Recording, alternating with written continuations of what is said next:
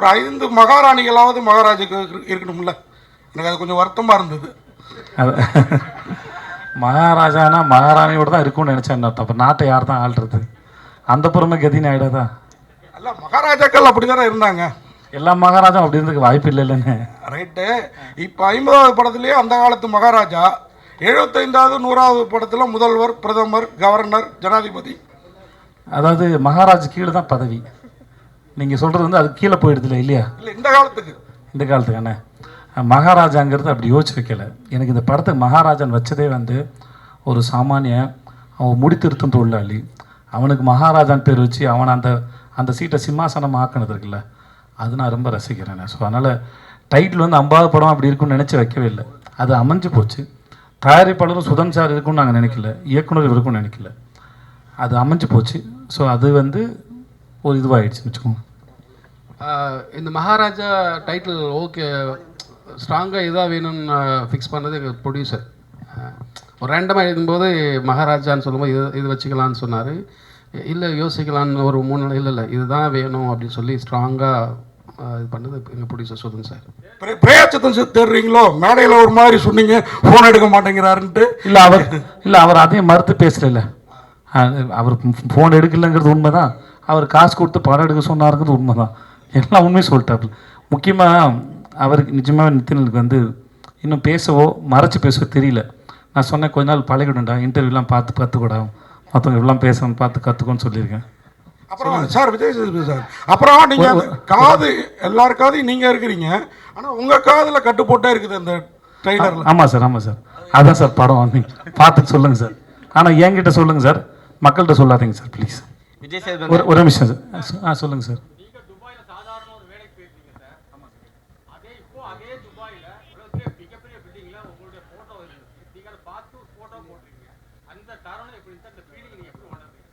நான் இது இப்போ துபாயில் எல்லா இன்டர்வியூலையும் சொன்னேன், நம்ம மக்கள்கிட்டையும் அதை பகிர்ந்துக்கல, சந்தோஷம்தான் சார். முதல்ல இது நான் சொல்லி சலிச்சு போன கதையாக இருந்தாலும் கேட்குறதுக்கு உங்களுக்கு சுவாரஸ்யம் இருக்குன்னு நினைக்கிறேன் சார். இங்கே ஒரு கம்பெனியில் அக்கௌண்டண்ட்டாக வேலை பார்த்துனேன் சார். அது பேர் GKS enterprises, cement company sir. மாதம் 3500 சம்பளம் சார். இன்னொரு ஃப்ரெண்டு சொல்லி ஹீரோ ஸ்டார்னு ஒரு கம்பெனி இருக்குது, அங்கே துபாயில் வேலை கேட்குறாங்க, அங்கே 12,000 ரூபா சம்பளம்னு சொன்னாங்க, 1000 திர்ஹாம் சேலரி. என்கிட்ட இப்போ பாஸ்போர்ட் இல்லை. நான் வந்து பாஸ்போர்ட் எடுக்கிறதுக்காக அப்ளை பண்ணியிருந்தேன். டைம் ஆகிடும், எனக்கு சீக்கிரம் போகணும், 10 நாளில் ஊருக்கு போகணுன்னு சொல்லிட்டாங்க சார். அப்போ வந்து நானே என்னோடய degree certificate, ration card, contract certificate எல்லாத்தையும் எடுத்துகிட்டு நேராக கமிஷன் ஆஃபீஸ் போய்ட்டு, அங்கே ஒரு நல்ல மனுஷன் இருந்தார். எனக்கு யாரையும் எதிர்பார்க்கல, ஏன்னா ஏரியாவில் கவுன்சிலர் பார்க்கணும்னு சொன்னாங்க, காசு கொடுக்கணும்னு சொன்னாங்க. கையில் சுத்தமாக காசு கிடையாது, எனக்கு எதுவும் தெரியாது. அப்போ நான் இருந்த ஏரியா ஓகே. அப்போது நான் நேராக எதுக்கு எனக்கு யாரும் தெரியாது போது நான் நேராக கமிஷன் ஆஃபீஸ் போயிட்டேன். அங்கே போய் இந்த டிபார்ட்மெண்ட் கேட்டு உள்ளே இருந்தது ஒரு நல்ல மனுஷன் இருந்தார். அவர்கிட்ட இதெல்லாம் காமிச்சு, சார் குடும்ப சூழல்னால நான் வேலைக்கு போகிறேன், எனக்கு இந்த மாதிரி கேட்குறாங்க சார், சீக்கிரம் போகணும் சார்னு. நல்ல நேரம் அவர் எடுத்தார் பாஸ்போர்ட். அந்த பாஸ்போர்ட் அப்ளிகேஷன் இவ்வளோ வந்திருந்தது சார். அதை எடுத்து என்னோடய அப்ளிகேஷன் எடுத்து, தம்பி நீங்கள் நாளைக்கு காலைல போயிடுங்க உங்கள் ஏரியா போலீஸ் ஸ்டேஷனுக்கு. ஏரியா போலீஸ் ஸ்டேஷன் போனேன். அவர் வந்து என்னை கேட்டார், உங்களுக்கு கமிஷன் ஆஃபீஸில் ஆள் தெரியுமான்னு. எனக்கு யாரும் தெரியாது, ஆனால் எனக்காக அவர் சொல்லியிருக்கார். பாஸ்போர்ட் கிடச்சிது, வாங்கிட்டு ஊருக்கு போனேன். ஒரு கவர் கொடுத்துருந்தாங்க, அந்த கவரை பார்த்து பட்டேல்னு ஒரு தாத்தா வருவார், அவர் கூட்டிகிட்டு போகிறேன்னு சொல்லிட்டாங்க. அவருக்கு 75 வயசு, எனக்கு 20 வயசு. அப்போது அவர் வந்து என்னை 21 வயசு எனக்கு. அவர் வந்தார், விஜய் அப்படின்னாப்புல கூப்பிட்டு போனார். வெளியே வந்தால் பாலைவனத்தில் மழை பெய்யுது. நம்ம துபாயில் பெரிய ஆளாக போகிறோம்டா அப்படின்னு நினச்சி கனவுகளோடு நான் போகிறேன். அங்கேருந்து ஒரு 15-20 நிமிஷம் என்னோடய ரூமு. அது மாதிரி ஒரு 6க்கு 3 பெட் ஒன்று கொடுத்து அங்கே கொடுத்துட்டாங்க. அப்புறம் முடித்தோடனே என்னை நேராக கோயிலுக்கு கூப்பிட்டு போனாங்க.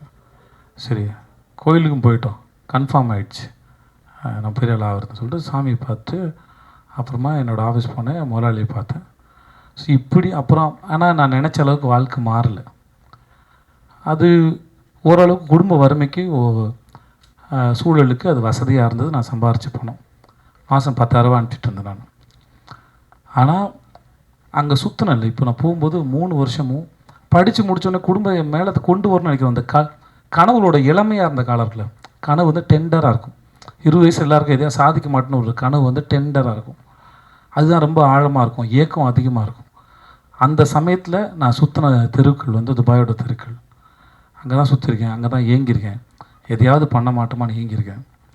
ஒரு ஆப்கானிஸ்தான் போடுறதுக்கு ஒரு செக்கோஸ்லோவாக்கியா கம்பெனியோட போய் இன்டர்வியூ அட்டன் பண்ணி ஃபஸ்ட் ஒன் செலக்ட் ஆகிட்டேன். அன்றைக்கி எனக்கு சம்பளம் தரதா சொன்னது 75,000 கிடச்சிருந்தா அங்கே தான் போயிருப்பேன். நான் என்னோட அதிகம் படித்தவங்களுக்கு அடுத்த ரவுண்டில் நான் ஃபெயிலியர் ஆகிட்டேன், எனக்கு அது கிடைக்கல. ஸோ இப்போ அதுக்கப்புறம் திரும்பி வந்து பல வருஷம் கழித்து அந்த இடத்துல இப்படி பார்க்கும்போது நான் அதை எதையுமே பார்க்கல. நான் அங்கே ஏக்கத்தோடு சுற்றின அங்கே ஒரு வெண்டிங் மிஷின் இருக்கும், அந்த காசு போட்டால் தம்ஸ்அப்பு அந்த கூல்ட்ரிங்க்ஸ் வரும்ல, அது வெண்டிங் மிஷின். ஒரு திராம் வச்சு இதை செலவு பண்ணலாமான்னு வேணாமான்னு யோசிச்சுட்ருக்கேன். ஏன்னா அங்கே இருந்து என்ன மாதிரி பல பேரோட நிலைமை அதுதான்.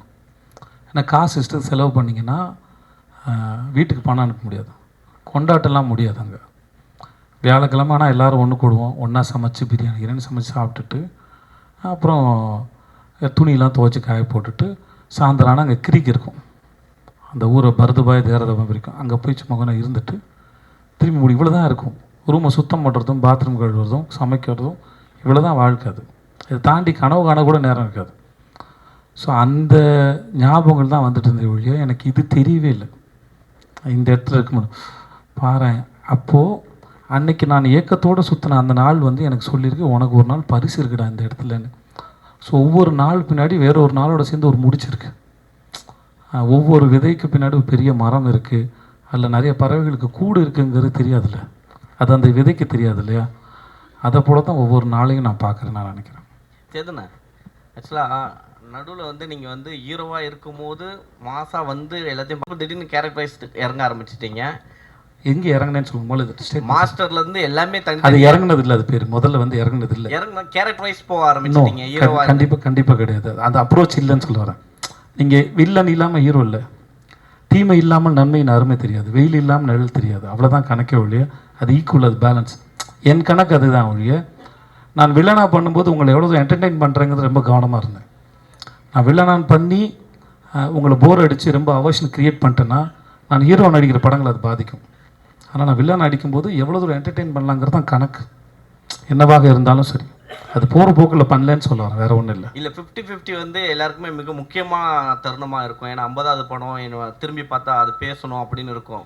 ஏன்னா இங்கே 40க்கு 40 அடித்த மாதிரி உங்களுக்கு 50க்கு 50 அடிக்கணும் அப்படின்ற ஒரு எக்ஸைட்மெண்ட் இருக்கும்.